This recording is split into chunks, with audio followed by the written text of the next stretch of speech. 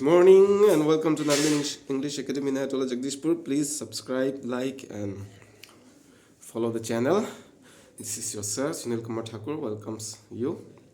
Today we are going to start class 6, lesson 15, A Midsummer's Night Dream, part 1, which has been written by William Shakespeare. So let's begin the chapter. Class 6 students, be attentive. There was a law in the city of Athens which gave to its citizens the power of compelling their daughters to marry whomsoever they pleased. शहर में एक कानून था. कौन से शहर में? Athens. कौन सा शहर है? एथेंस में एक कानून था जहाँ के नागरिकों को ये ताकत मिली हुई थी, चाहे वहाँ पे एक नियम बना हुआ था कि पिता चाहे पिता की मर्जी से ही जो है अपने जो बच्चियां हैं वहाँ पे उनकी जो बच्ची हैं उनको शादी करना पड़ता था. ये नियम बना हुआ था एथेंस में. For upon the daughters refusing to marry the man her father had chosen to be her husband, the father was empowered by this law to cause her to be put to death. अगर कोई बच्ची अपने पिता का बात ना माने और अपने मर्जी से किसी से शादी कर ले तो उस पिता को यह अधिकार था कि अपनी बच्ची को जो है उस नियम बना हुआ था एथेंस शहर में, उस नियम से जो उसे ताकत मिलता है एक पिता को, उससे जो है अपने बच्ची को मृत्युदंड दिलवा सकता था. तो ये एथेंस शहर के बारे में कहानी है और ये जो नियम है इस पे ही ये कहानी केंद्रित है. But as fathers do not often desire the death of their own daughters, even though they do happen to prove a little refractory, this law was seldom or never put in execution. Though perhaps the young ladies of that city were not unfrequently threatened by their parents with the terrors of it.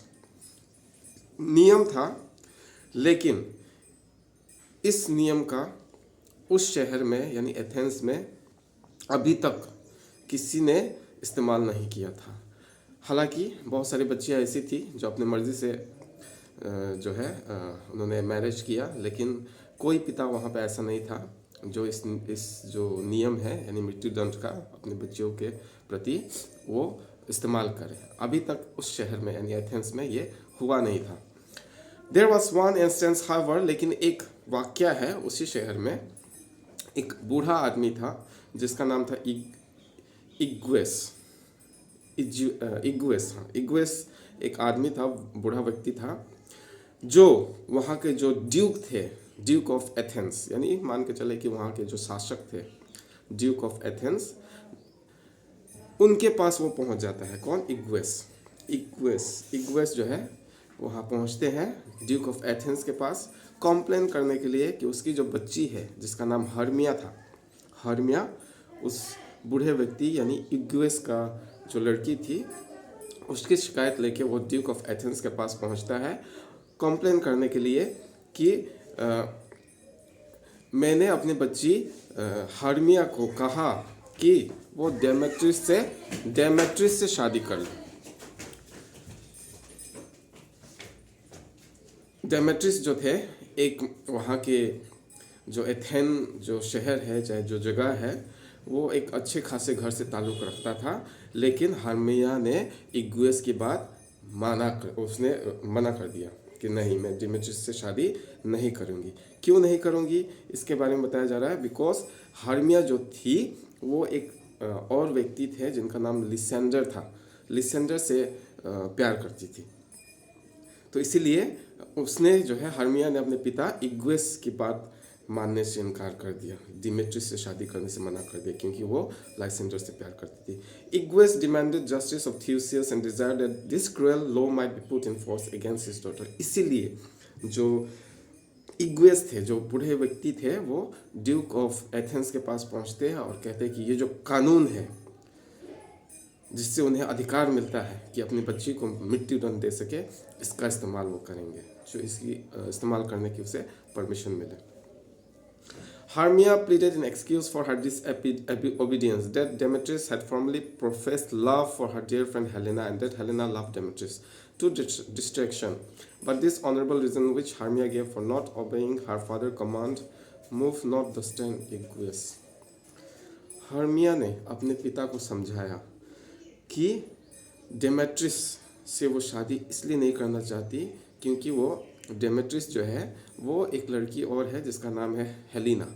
Helena से प्यार करती थी, जिसके चलते वो उससे शादी नहीं कर सकती है। लेकिन ये जो रिक्वेस्ट था, चाहे ये जो रीज़न था जो हर्मिया ने अपने पिता के सामने रखा, उसके पिता का जो दिल था उससे थोड़ा सा भी पसीजा नहीं। उन्हें लगा कि नहीं, मैं आपकी एक भी बात सुनने वाला नहीं हूँ। नेक्स्ट पेज पे आते हैं, page number 101. Theseus, though a great and merciful prince, had no power to alter the laws of his country. Therefore, he could only give Hermia 4 days to consider of it, and at the end of that time, if she still refused to marry Demetrius, she was to be put to death. Duke of Athens, यानी जो शासक थे Athens के, जिनका नाम है Theseus बोलेंगे, Theseus जो वहाँ के जो शासक थे वो भले ही बहुत ही दयालु थे, बहुत ही महान थे, लेकिन जो एथेंस का जो नियम था, जो कानून था, उसको वो बदल नहीं सकते थे। और इसलिए उसने एक उपाय सोचा, ड्यूक ऑफ एथेंस ने, कि हर्मिया को चार दिन का समय दिया जाए, और 4 दिन के बाद अगर फिर भी वो मना करती है तो हर्मिया को मृत्युदंड दिया जाए। When Hermia was dismissed from the presence of the Duke, she went to her lover Lysander and told him the peril she was in and that she must